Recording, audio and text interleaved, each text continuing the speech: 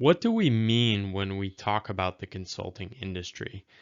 Consulting is a word that has been used so much more in the business world. Part of this is because it has grown so rapidly over the past 20 to 25 years. Now, there's a big difference between describing some of the work McKinsey, Bain, and BCG are doing, which we'll dig into a little more, and some of the other work that smaller players are, or firms that are implementing technology solutions. So we'll walk through some of the differences in the types of consulting and just talk about what makes the big three, McKinsey, Bain, and BCG, a little different. The consulting industry has grown rapidly over the past 20 years and has a lot to do with the increased attention that the industry has gotten. Now, in 2016, Consultancy.uk sized the market at about $251 billion and also showed that it was growing at a greater than 4% rate annually. There's basically 5 core areas they looked at: operations, financial, technology, HR, and strategy. There's some subtle differences between these different areas, and we'll dive down a little deeper to what we mean when we say strategy consulting. So if we break it down into 4 different buckets, and I've offered some example companies here.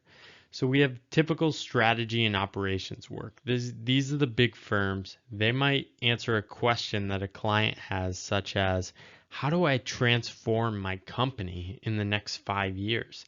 These are big, ambiguous, complex problems that these firms are perfectly set up to deliver on with their global teams, their deep knowledge, infrastructure, and their ability to scale up and really focus and dive down on a problem really quickly.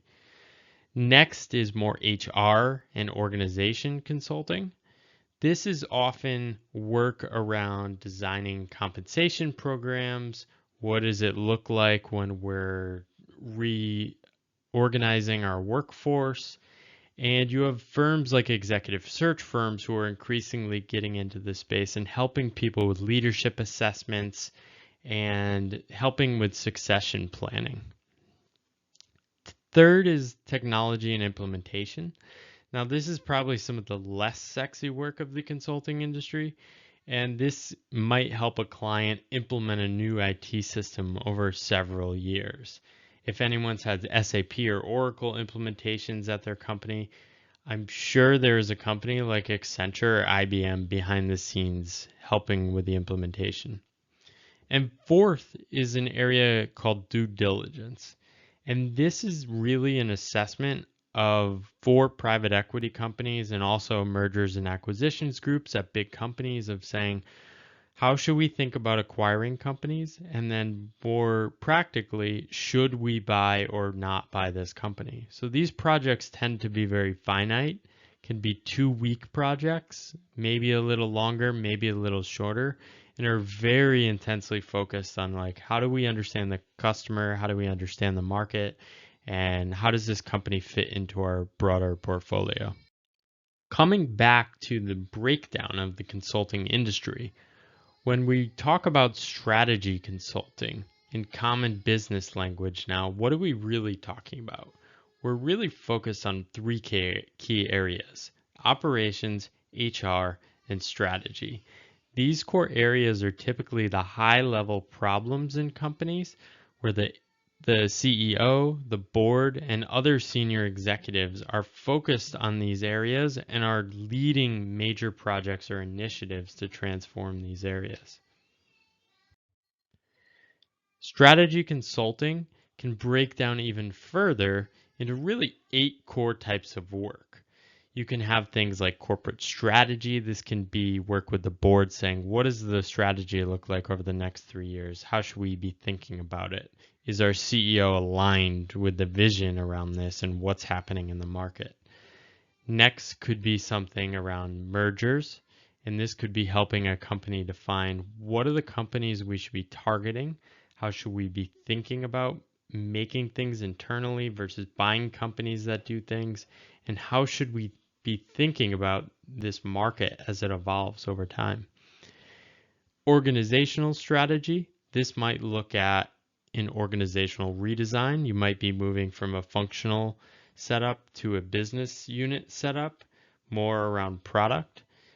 You might also be looking at how can you transform the culture globally, or at least in a local region. Next might be operations, and this could be looking at how do we plan a supply chain network? How do we operate and improve the efficiency of manufacturing plants across the globe? How do we think about our product development cycle and how that operates with engineers?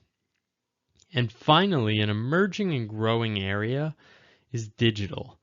And this is in the strategy consulting bucket now because it's at the agenda of the CEO and the board. Everyone's thinking about this. Companies are thinking about how do we adapt to the future of work? How do we think about machine learning, technology?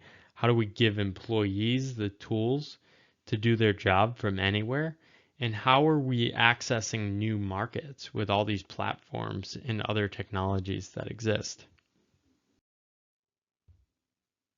Now, there's two buckets of strategy consultants if we break it down even further. First is the pure play strategy firms.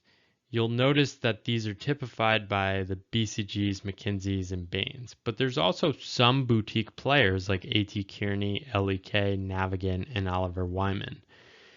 The latter four companies are a bit smaller and more boutique, and BCG, McKinsey, and Bain are becoming massive companies who are operating all around the globe, have large teams across most functions of a business, and are increasingly entering new spaces like McKinsey with McKinsey Solutions and building tech startups internally to help shape what does the future of consulting look like.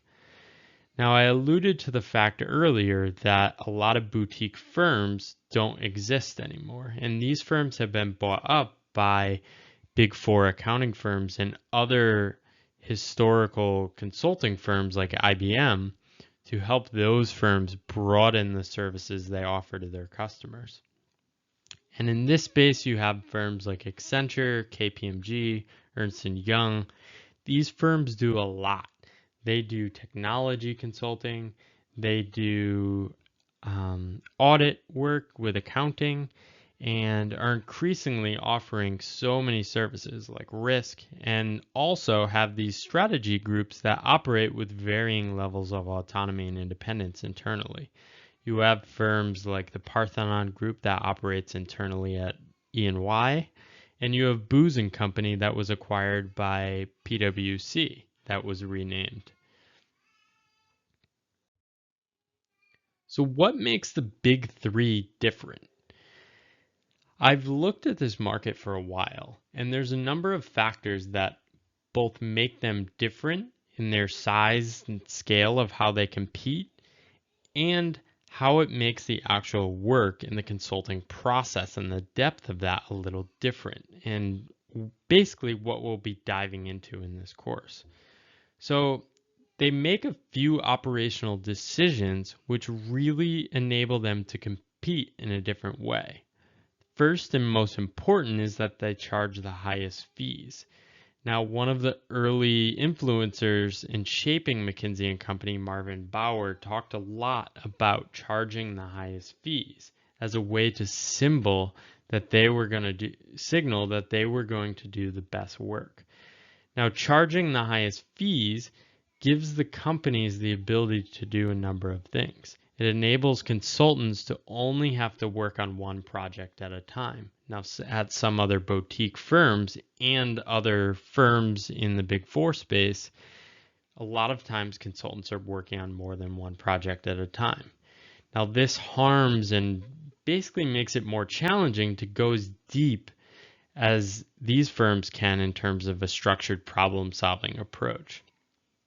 Additionally, they're also growing quite fast. I know BCG has been growing at a crazy clip for the past 10 to 15 years and is always reinvesting more in people and training globally.